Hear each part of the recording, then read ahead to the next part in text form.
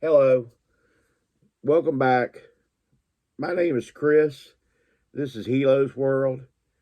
I want to cover something a little bit different today. I wanted to talk about something a term that you haven't heard probably before in reselling. It used to be used initially, gosh, when I started watching some YouTube videos around 2017, but I haven't heard the term in a long time. And so I'm going to throw out the term and then kind of explain it. We'll go over a few what solds, but one of the what solds kind of kicks into the topic today.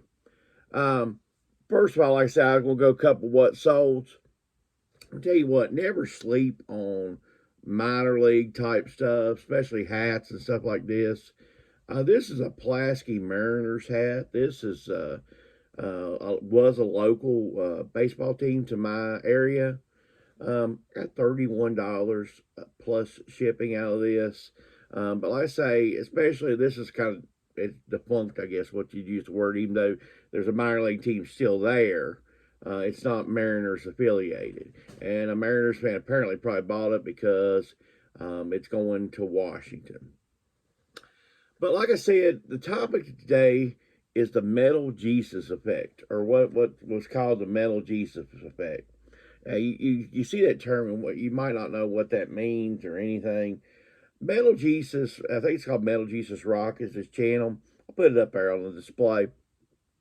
He don't need me to advertise his channel. He's got over almost 1 million subscribers. He's a big YouTube channel that reviews video games.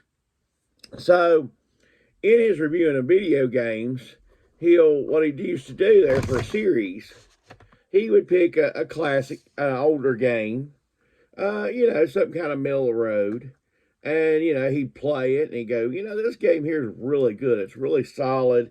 It was one of his favorites, that type of thing.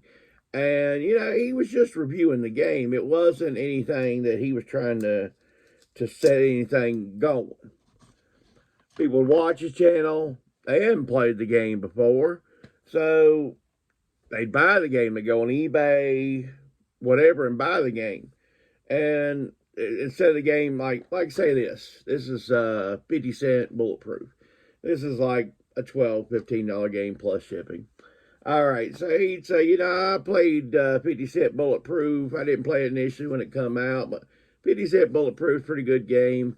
And it's got this solid, that solid, review it. So the next thing you know, they'll say it's only 30 available. Say, because they usually pick more obscure games than say that. But he would review it, and immediately anything that was on eBay gone out the door. Because usually there was only 30, 40 copies of it on eBay at the time. Then people see that it's sold, and there's this big demand. And this is people who didn't even watch his channel, but they all of a sudden see that demand go away. I mean, just poof, what you had gone. Well, they could jack it up, It became a $20 game, $22 game. And for a month or so, while the video is still circulating, I mean, it's just boom, boom, boom, boom, boom, boom, boom. So, 2 months from now, you're in your local Goodwill when it used to sell video games, and you pick up the game, and you, of course, do your research, and all of a sudden, my gosh, I've got this $25 game, man. I didn't realize it was like this. You list it for $25, being 2 months later, and it sits. Now, it's not his fault. It's not, this topic I go into is not going to be the individual's fault, okay? This isn't in MetalJesus' fault that he's just enjoying a video game, okay? He's not doing anything. He didn't, from what I always watch those videos. I haven't watched his videos in quite a while. But he wasn't doing nothing. He was just reviewing the game and enjoying the game. There's nothing wrong with enjoying a video game, okay? I'm going to go over a couple what's sold, and then we'll dig deeper. Sold Seattle Mariners here. This was a dollar t-shirt that I picked up at a church sale. Got $12 plus shipping on it. Also, let's see. Sold this Metallica sealed album. Wait about this. I'm only just getting my money back out of it.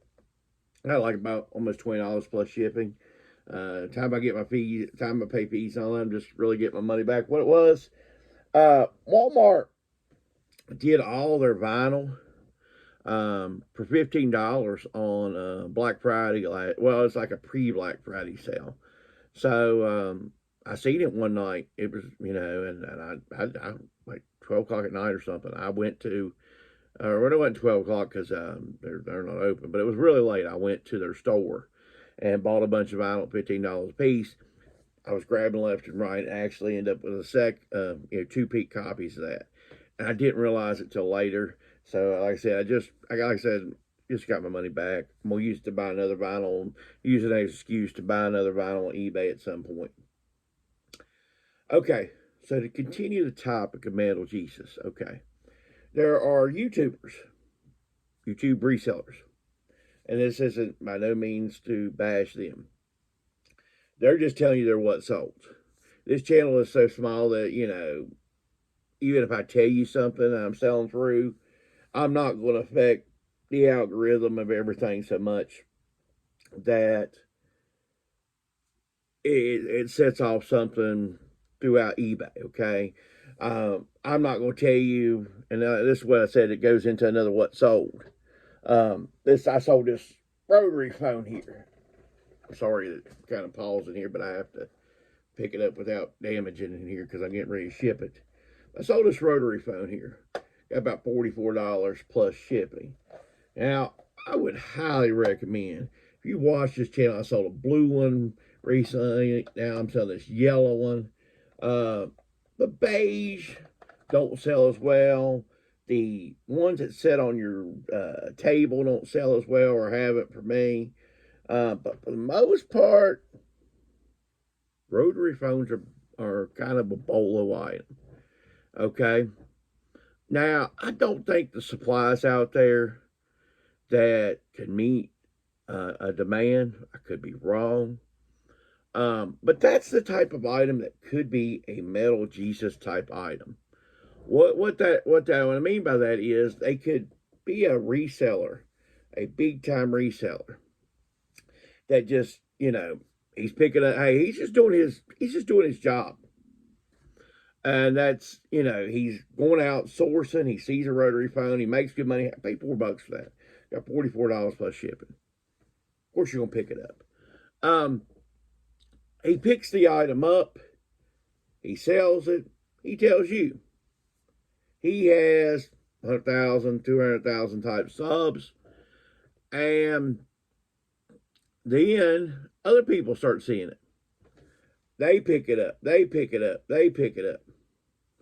Soon the demand starts taking a curve.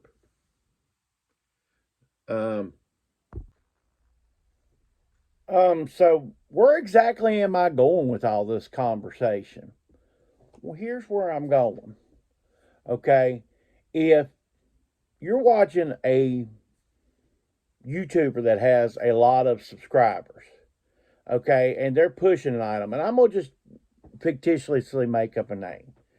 Say Railroad Reseller, okay? Say Railroad Reseller is 100,000 subscribers, and he's got a lot of people, a lot of new people to the reselling industry, and say he pushes, not pushes, say he's like at sales and stuff, and he's picking up a Tupperware pickle keeper.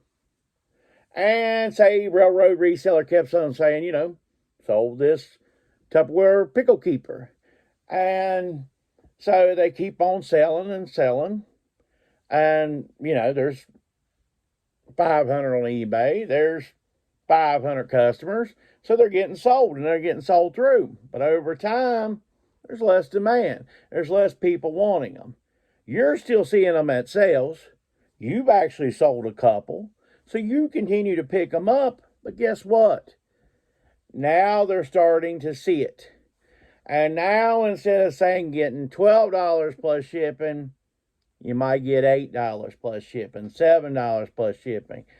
And then the Goodwill or somebody decides they're not going to charge 99 cents for those pickle keepers anymore. They want $2.99 for those pickle keepers. So guess what?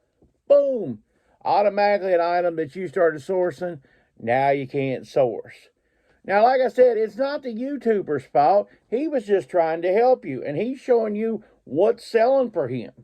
But because the market gets supplied, then there's nothing there. This has happened with multiple items, especially last few years, and not just COVID type items, but like there was a big and too. Sometimes they show them selling, but sometimes they go as far as showing how they ship an item or something like that. Sometimes you might want to hold off on that. Let somebody like myself. Sometimes I don't handle big items. Okay. Let myself thinking that's kind of a little bit hard. I'll let him handle that. Like lawn chairs, for instance. There was a big craze there for some lawn chairs, certain type of lawn chairs, folding lawn chairs, and a lot of that market's now been satisfied. It's actually gotten saturated. I'm not saying if you don't pick up the right color, the right type of folding lawn chair that you can't still sell it. But once that these big time sellers have showed, Railroad Reseller, has showed that they sold over and over again. They sold for big money. You pick them up at a sale, say $2 or $3. You get $50, $60 plus shipping. Look at this. This is the exact box. Throw it in this box, put some foam, and ship it. And a lot of people said, I can do that. Next time I see it, I say, I'll pick it up.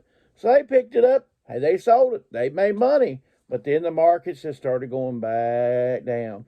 And I tell you what ends up happening. And here's what happens too. And I say you've got them in your store if you've been doing this any time. I've got them in my store. I looked at the one Flipper's store recently. He's got them in his store.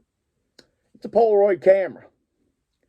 Now, I can tell you when I first started getting into reselling 2017, 2018, there was what little YouTubers there was, resellers. The Polaroid camera was a huge thing. You know the one, and the instant film comes out. And you got good money. As a matter of fact, there was a group in Wisconsin that would just immediately message you, offer you money, and you can pick them up for $1 or $2 at your yard sale. You sold them $15, $17. And the weird colors even went for real good money, which they still sell, by the way. But the regular ones, they just sit there.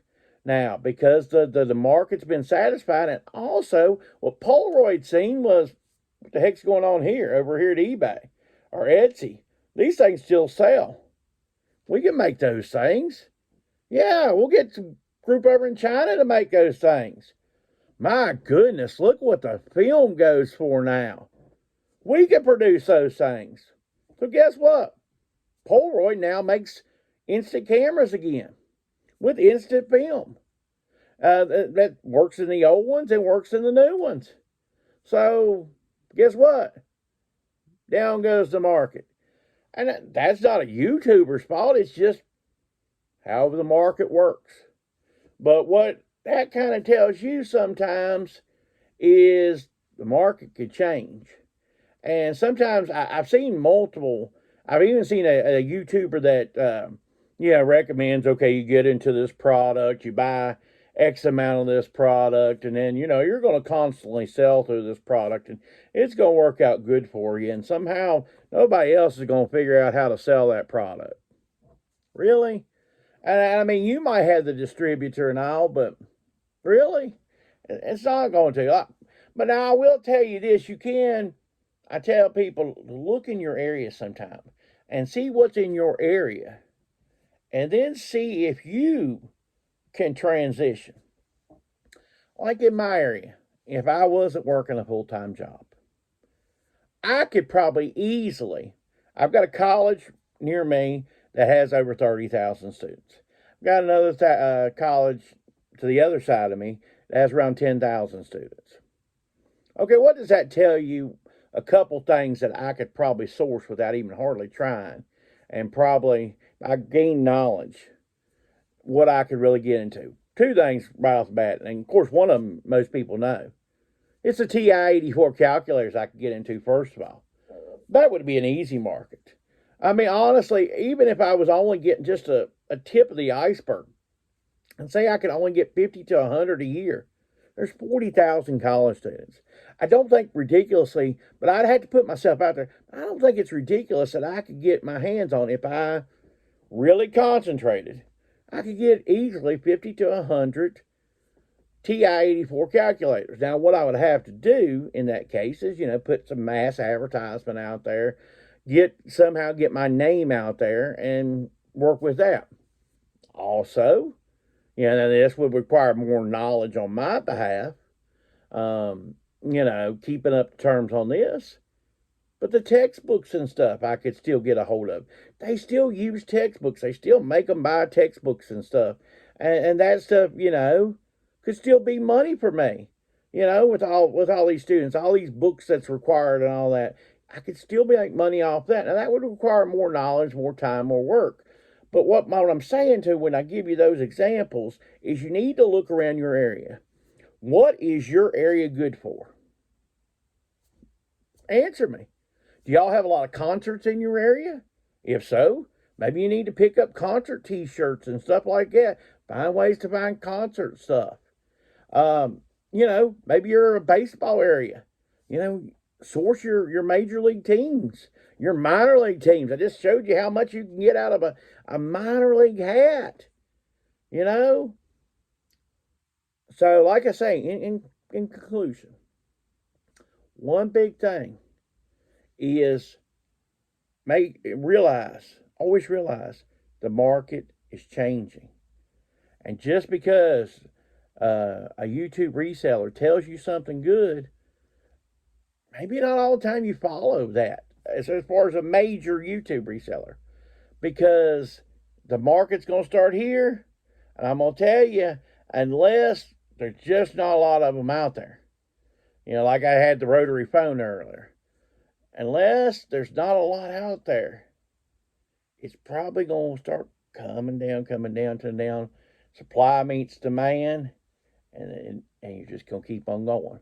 But like I say, with the rotary phone, something like that, I don't think you'd have any problem if you picked them up and resold them, especially if they're odd colors. And it seems like, to me right now, the more popular ones are the ones that hang on the wall. I hope this middle of the week video, or kind of towards the weekend, video helps you out. If you like this type of content, give me a like. Reason why I'm putting that to this video is because the YouTube algorithm doesn't seem to like me at sometimes. So, I'm trying to get this out to help the algorithm. So if you could comment, and of course, subscribe to the channel. We'll keep on giving you some more of this information. It's not going to cost you nothing. There's no links in the bottom. Take care and have a good holiday weekend.